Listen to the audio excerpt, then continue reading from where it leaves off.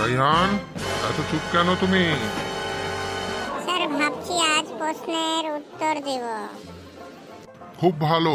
তাহলে বলো তো 7 × 8 কত? স্যার 7×8 = 56।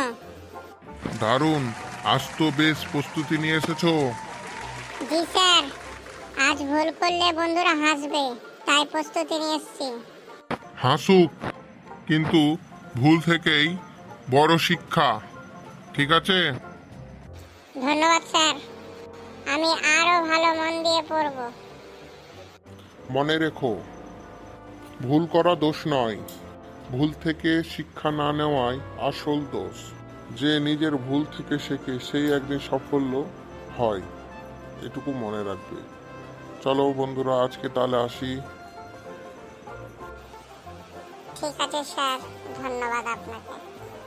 বন্ধুরা, আমাদের YouTube channel student fun TV subscribe করুন।